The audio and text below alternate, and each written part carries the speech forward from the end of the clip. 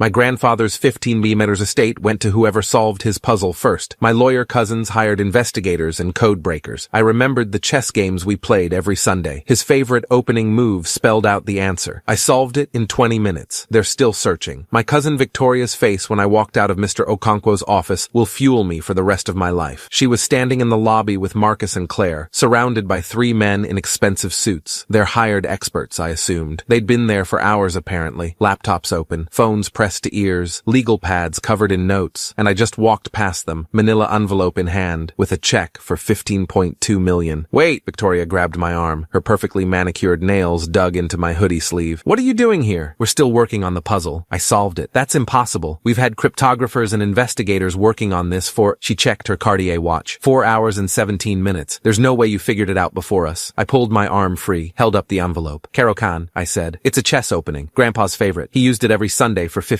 years. The color drained from her face. How could you possibly? Because I was there, every Sunday, while you 3 were too busy building your careers to visit your own grandfather. Marcus stepped forward, 6'2", senior partner at his firm, the kind of man who intimidated people for a living. This is fraud. You must have had inside information. There's no way. The inside information was called showing up. I looked at all 3 of them. These cousins who'd spent every family gathering bragging about their salaries, their cases, their connections, who'd looked at me like I was a disappointment because I worked at a bookstore instead of a law firm, who'd treated Grandpa like an obligation to be scheduled around rather than a person to be loved. You could have solved this in 20 minutes, I said, if you'd ever bothered to play a single game of chess with him. I walked out into the afternoon sun. Behind me, I heard Victoria's voice crack. This isn't over. She was right about that. It was just beginning. My name is Maya Rodriguez, 26 years old, part-time employee at Lighthouse Books on 5th Street, full-time disappointment to my extended family. At least, that's what they thought. My grandfather, Eduardo Rodriguez, built his fortune from nothing. Immigrant from the Philippines. Arrived in California in 1962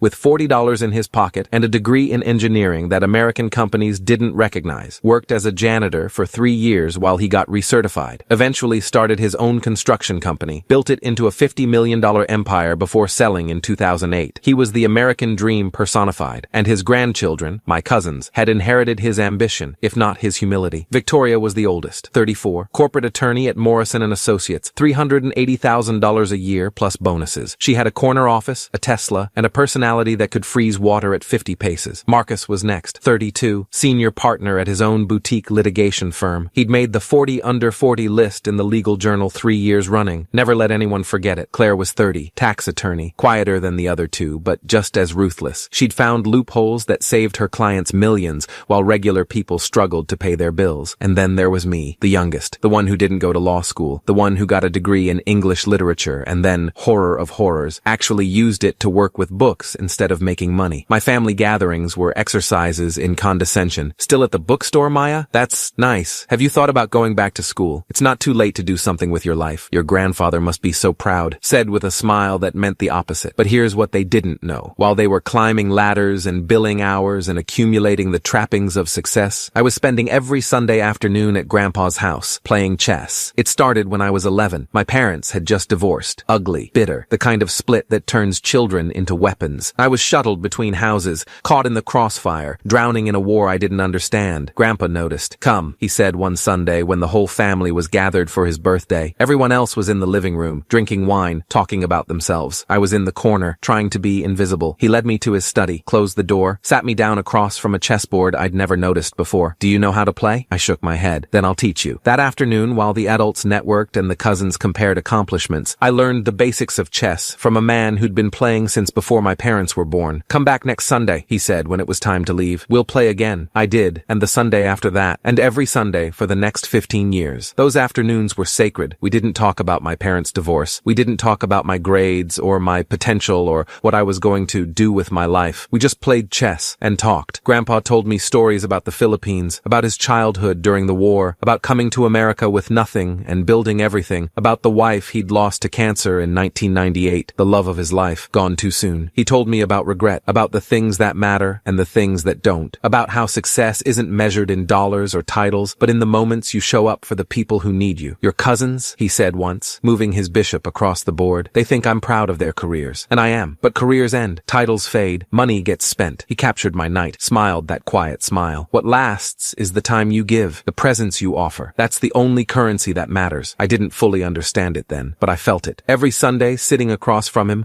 I felt it. Grandpa had a routine. Every game, he opened the same way. Pawn to c6, then pawn to d5, building a defensive structure that protected his king while controlling the center of the board. The Caro-Kann defense, he told me when I was 12, named after two players from the 1800s, Caro and Kann. They developed it together. Why do you always use it? Because defense begins with the first move. He moved his pieces with practiced ease. In chess, in business, in life, if you protect what matters first, you can survive anything. He never said the name during our games after that, never announced his opening, just made the moves, and I learned to recognize them. Pawn to c6, pawn to d5, the Caro-Kann, every Sunday. For 15 years, it became our language, a conversation without words. Grandpa died on a Thursday in October. I got the call at work. Heart attack. Quick, they said. He didn't suffer. I closed the bookstore early, drove to his house, sat in the study where we'd played 1,000 games and cried until I couldn't breathe. The funeral was Saturday, standing room only. Grandpa had touched hundreds of lives over his 91 years. Former employees, business partners, neighbors, friends, and family. Victoria flew in from a conference in New York. Marcus rescheduled 3 depositions. Claire took her first vacation day in 2 years. They stood in the front row, faces appropriately somber, accepting condolences like they were collecting business cards. He was such an inspiration. We'll miss him terribly. He built such an amazing legacy. I stood in the back, watched them perform, wondered when they'd last actually spoken to him. The last time Victoria visited was Thanksgiving 2 years ago. She stayed for 45 minutes and spent most of it on her phone. Marcus hadn't been to Grandpa's house since 2019. He always had conflicts, work dinners, client emergencies, important things. Claire called on birthdays. That was it. But they were family. They deserved to grieve, even if they hadn't earned it. The will reading was 2 weeks later. Mr. Emmanuel Okonkwo, Grandpa's attorney for 30 years, gathered us in his conference room on the 14th floor of a downtown high-rise. Wood paneling, leather chairs, the kind of space designed to make serious things feel appropriately serious. Victoria showed up first, power suit, heels, legal pad for taking notes. Marcus and Claire arrived together, equally dressed for battle. I walked in wearing jeans and my bookstore hoodie, the one with the coffee stain on the sleeve I could never quite get out. Victoria's eyebrow twitched, the only acknowledgement I got. "Thank you all for coming," Mr. Okonkwo said. 72 years old, 38 years of practice, specializing in estate law. He'd known Grandpa longer than any of us had been alive. As you know, Eduardo's estate is substantial, approximately $15.2 million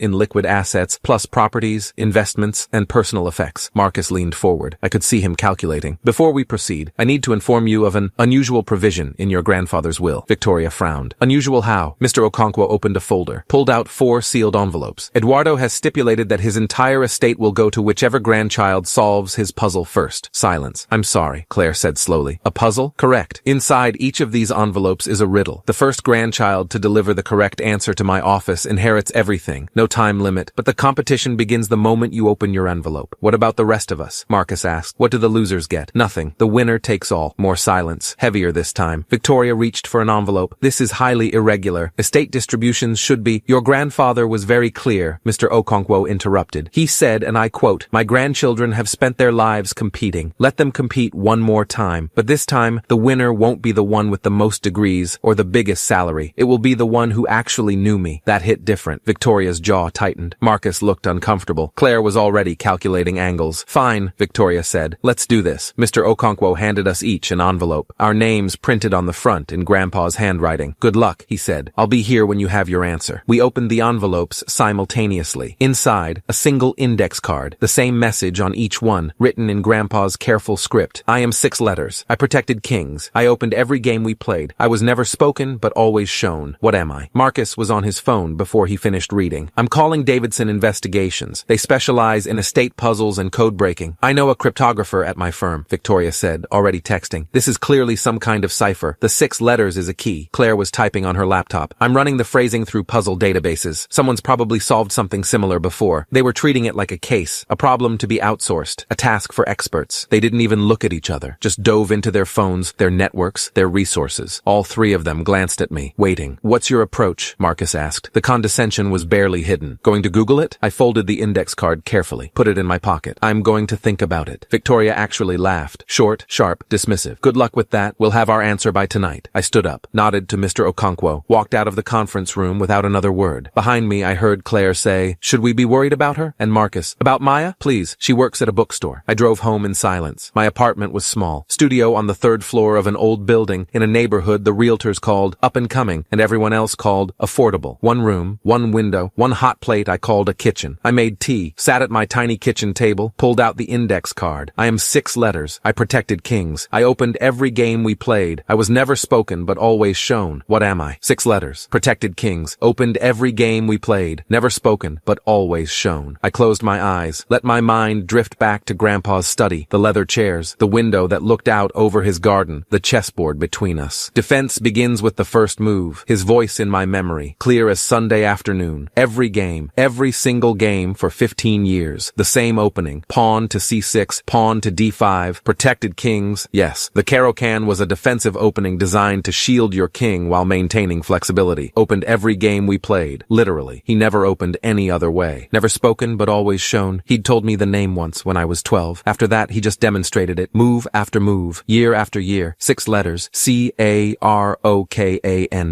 Wait, that was 8 letters. I frowned. Counted again. C-A-R-O-K-A-N-N. 8. But the riddle said 6. I thought harder. Grandpa was precise. Every word mattered. Then it hit me. The opening wasn't Caro-Kann. Not to him. It was the move. The first move. The one that started the defense. C6. No, that was only 2 characters. I grabbed a pen. Started writing. The defense. The name. What was the core? Karoka. No. Wait, maybe it was simpler than that. I was overthinking it. Grandpa hated overthinking. The best moves are the simplest ones, he always said. Don't complicate what doesn't need to be complicated. The answer wasn't cryptographic. It wasn't a code. It was just a name. Caro-Kann. 6 characters if you counted the hyphen. But that wasn't right either. I sat back, took a breath, let the puzzle breathe. Never spoken, but always shown. He never said the name during our games, just made the moves. The moves told the story. What if the answer wasn't the name of the opening? What if it was something else? I thought about everything Grandpa taught me. Every lesson, every aphorism. Defense begins with the first move. Protect what matters first. The Caro-Kann is patient. It doesn't attack. It waits. It builds. It endures. Endures. Wait. He used that word a lot. About the opening. About life. About love. Endure the hard times. Build your foundation. The attack will come, but if you've defended properly, you'll survive. Endure. 6 letters. No, that wasn't a chess opening. I was overcomplicating this, going down rabbit holes, doing exactly what my cousins were probably doing right now, treating it like a puzzle to be decoded rather than a message from someone who loved me. I looked at the card again. I am 6 letters. I protected kings. I opened every game we played. I was never spoken, but always shown. The answer had to be something Grandpa and I shared. Something from our Sundays. Something personal. I opened every game we played. The opening, the defense, the move, Caro-Kann. No, defend, 6 letters. But that wasn't the name. I was going in circles. Then I remembered something. Grandpa didn't call it the Caro-Kann most of the time. He had his own name for it. A nickname he used when teaching me. This is my shield, he'd said when I was 11. Every king needs a shield. This opening is mine. Shield. 6 letters. But that wasn't right either. Too generic. Mr. Okonkwo would need something more specific. I stood up, paced my tiny apartment, looked at the chessboard on my bookshelf, the one Grandpa gave me when I turned 10. The pieces were still arranged in our last game, the one we'd played 3 weeks before he died. I couldn't bring myself to reset it. His queen was positioned aggressively. My king was trapped in the corner. He'd been about to checkmate me. He always won, except the times he let me win, which I could always tell. I stared at the board, and then I saw it. His opening position. The pawns at c6 and d5. The classic Caro-Kann structure. 6 letters. Caro-Kann. Wait, Caro-Kann. If you removed the hyphen, if you combined the names. Caro-Kann. 7 letters. No, but what if you didn't use both names? What if you just used one? Caro. 4 letters. Can. 4 letters. Neither worked. I sat back down, pulled out my phone, searched Caro-Kann defense 6 letters. Nothing helpful. Searched Caro-Kann variations. A Wikipedia article. Different lines, different names. And then I saw it. One of the main variations was called the classical variation. Clask. No. Another was called the advance variation. Advance. No. Then Karpov variation. Karpov. 6 letters. But that wasn't Grandpa's style. He didn't play the Karpov variation. He played the classical line. I kept reading, and then I found it. The defense itself. The core structure. The technical name for the pawn formation. Caro formation. Caro form. No. I was losing my mind. I set down the phone, picked up the index card. I was never spoken but always shown. He never spoke the name. But he always showed the move. The first move of the Caro-Kann defense is c6. Pawn to c6. c6. 2 characters. But what if Grandpa wrote it differently? In some notation systems, c6 is written as pc6, or just c6. But there was another way to write it. An older way. Descriptive notation. In descriptive notation, the move would be written as, I grabbed my phone again, searched Caro-Kann descriptive notation, PQB3. No, still not 6 letters. I was officially overthinking this. I took a breath, closed my eyes. What would Grandpa want? Not complexity, not codes, just me, remembering, understanding. I protected kings. The Caro-Kann protects the king. I opened every game we played. The Caro-Kann opened every game. I was never spoken but always shown. He showed me the Caro-Kann through moves, not words. I am 6 letters. Karokän. No, wait, I counted on my fingers. Karokn. 6 letters. Karokän. Not Karokän, with 8 letters. Karokän. Without the second A and without the hyphen. But that wasn't how you spelled it. Unless Grandpa was testing whether I'd been paying attention. Not to the name, not to the spelling, to him. When Grandpa wrote things down, he had a habit, a quirk. He compressed words, removed unnecessary letters. Why write more than you need, he'd say. The meaning is what matters. Karokän. His version, his shorthand, his way of writing it. I'd seen it in his notes, in the margins of his chess books, in the labels on his old game records. Karokän. 6 letters. That was the answer. I called Mr. Okonkwo's office. Rodriguez and Associates, how may I help you? This is Maya Rodriguez. I need to speak with Mr. Okonkwo. I have the answer to my grandfather's puzzle. Pause. Already? I'll transfer you. Click. Hold music. Then, Maya, this is Emmanuel. You have an answer? Karokän. It's Grandpa's shorthand for the Karokän defense. The chess opening he used every Sunday. Silence on the line. That's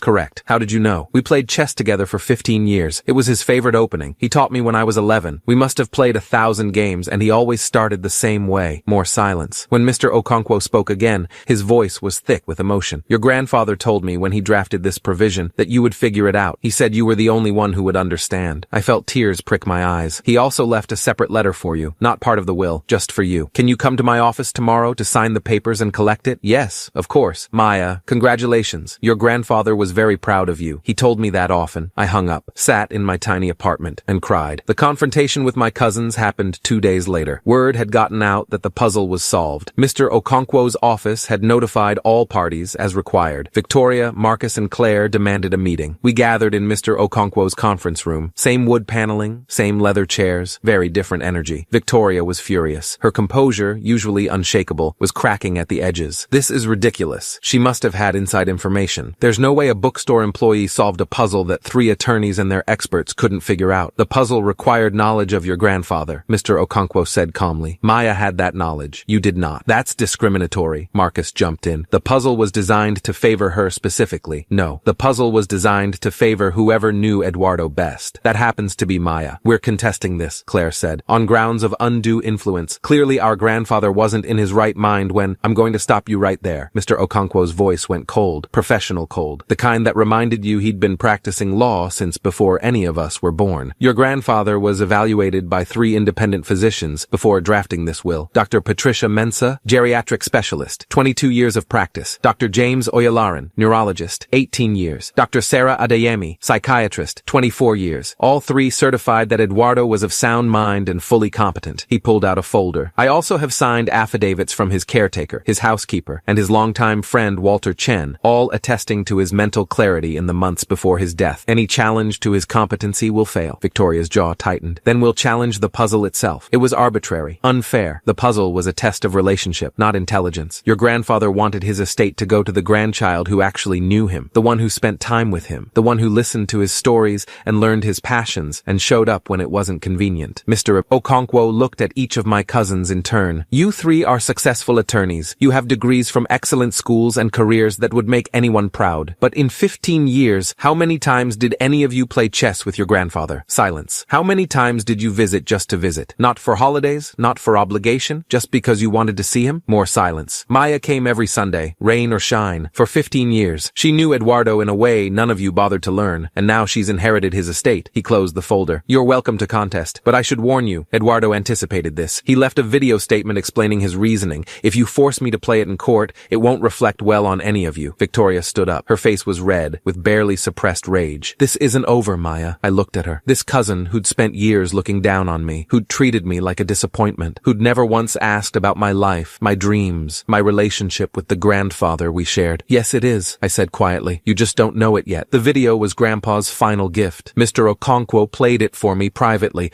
after my cousins left. Grandpa sat in his study, the same study where we'd played 1,000 games, looking directly at the camera. Maya, if you're watching this, you solved my puzzle. I knew you would. His voice was thin but strong, the voice I'd grown up with. Your cousins will be angry. They'll say it's unfair, that I favored you, and maybe I did. But favor isn't given for no reason. It's earned. He smiled, that quiet, knowing smile. You came every Sunday, for 15 years, while everyone else was too busy, too important, too focused on their careers. You sat across from an old man and learned his stories. You let me teach you chess. You let me feel useful. His eyes glistened. Do you know why I always opened with the Karokän? Because it's a defense. It protects what matters before attacking what doesn't. That's how I built my business. That's how I live my life, and that's what I tried to teach you. He leaned forward. The money isn't the inheritance, Maya. The money is just money. The real inheritance is what I taught you. The patience, the presence, the understanding that showing up is more important than showing off. He sat back. Use the money wisely. Build something. Help people. And if your cousins ever want to know why they lost, tell them the truth. They could have had this too. All they had to do was show up. The video ended. I sat in that conference room for a long time, and for the second time in 2 days, I cried. The lawsuits came, as expected. Victoria filed first. Undue influence, lack of capacity, unfair advantage, every angle she could think of. Marcus followed with his own challenge. Claire joined as co-plaintiff. The legal battle lasted 8 months. In the end, they lost. Completely. Judge Amara Okafor, probate court, 27 years on the bench, ruled in my favor on every count. The decedent's wishes were clear, legal, and competent, she wrote in her decision. The plaintiff's argument essentially boils down to a complaint that their grandfather favored a grandchild who actually spent time with him. The court finds no legal basis for that complaint. People are allowed to reward love with love. The ruling made the news. Local paper first, then picked up nationally. Granddaughter wins $15 million after solving chess puzzle. Made for good headlines. My cousins' names were in all the articles. Their law firms' names. Their failed challenges. Victoria's partners were reportedly concerned about the optics. Marcus's boutique firm lost 2 major clients who didn't want to be associated with someone who sued their own family over a will. Claire requested a leave of absence that became permanent. They'd spent 18 months and over $400,000 in legal fees trying to take something that was never theirs. All they had to do was show up. It's been 2 years now. I don't work at the bookstore anymore. Instead, I own it. Bought it from the retiring owner with a small portion of my inheritance. I also funded a scholarship program in Grandpa's name, the Eduardo Rodriguez Foundation for first-generation college students. We've helped 47 kids so far. Next year, it'll be more. The rest of the money is invested, growing, waiting for the right opportunities to do more good. I still play chess every Sunday, not at Grandpa's house. That was sold, as he'd requested, with proceeds going to charity. But I found a chess club downtown. Older players mostly. Retired businessmen, former professors, people who remember when games were played in person instead of on screens. We drink coffee, tell stories, move pieces around boards, and I always open the same way. Pawn to c6, pawn to d5, the Caro-Kann defense.